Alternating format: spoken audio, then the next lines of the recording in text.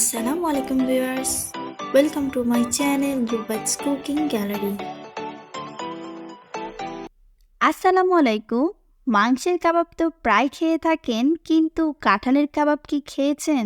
তাই আজকে তৈরি করে দেখাবো কাঁঠালের মাঝের অংশ দিয়ে মজাদার এক দারুণ স্বাদের কাবাব। ভাত, বিরিয়ানি, পোলাও সব কিছুর সঙ্গেই দারুণ মানিয়ে যাবে এই কাবাব। তাহলে আর দেরি না করে শুরু করা যাক। প্রথমে কাঁঠালের ভেতরের অংশ ভালোভাবে ছুরি দিয়ে পাশগুলো কেটে নিতে হবে। আর অবশ্যই এই কাজটা করার আগে গ্লোভস পরে নিয়ে করতে হবে, না হলে আঠা হাতে লেগে যাবে। তারপর এইভাবে ছোট ছোট করে টুকরো করে পরিষ্কার পানি দিয়ে ধুয়ে নিয়েছি। এরপর চুলায় পর্যাপ্ত পরিমাণ পানিসহ একটি হাঁড়ি বসিয়ে দিয়েছি। পানি গরম হয়ে এলে দিয়ে দিচ্ছি কাঁঠালের টুকরোগুলো সিদ্ধ হবার জন্য। সাথে 1 টিস্পুন লবণ অ্যাড করে নিতে হবে।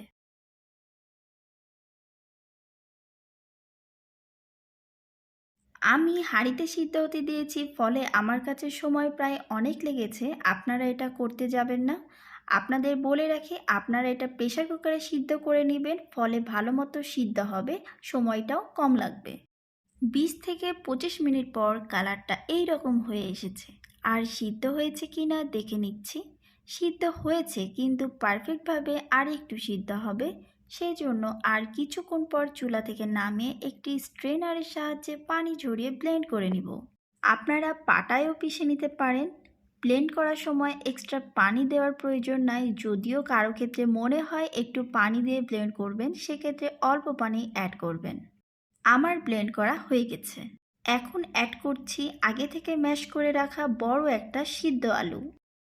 আর দিয়ে দিচ্ছি পেঁয়াজ কুচি হাফ কাপ, পেঁয়াজ বেরেস্তা 1/4 কাপ, লবণ 1 টিস্পুন বা আপনাদের স্বাদ মতো দিবেন, কাঁচামরিচ কুচি 1 টেবিল স্পুন, গরম মশলা গুঁড়া 1/3 টিস্পুন, জিরা গুঁড়া হাফ টিস্পুন, গোলমরিচের গুঁড়া 1/4 টিস্পুন। আরও অ্যাড করছি রসুন বাটা 1/3 টিস্পুন আর আদা বাটা হাফ টিস্পুন। আদার চেয়ে রসুনের পরিমাণ কম হবে। এখন এগুলো একত্রে ভালোভাবে মাখিয়ে নিব। পরিশেষে অ্যাড করব চিলি ফ্লেক্স হাফ টিস্পুন, এটা অপশনাল।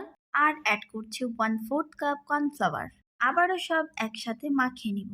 অন্যদিকে কাবাব ভাজার জন্য দরকার ডিম আর ব্রেড ক্রাম্বস, তাই একটা ডিম ভালো মতো ফেটে নিচ্ছি।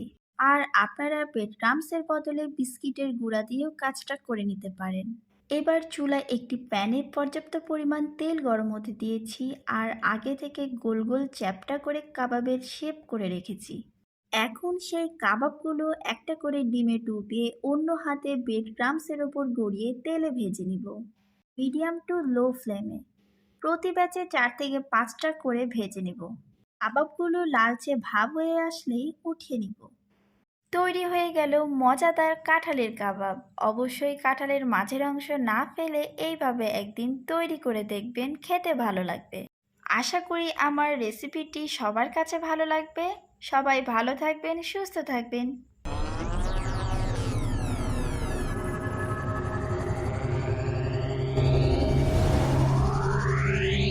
ভিডিওটি ভালো লাগলে চ্যানেলটি সাবস্ক্রাইব করে পাশে থাকা বেল আইকনটি প্রেস করে সাথেই থাকুন। আল্লাহ হাফেজ।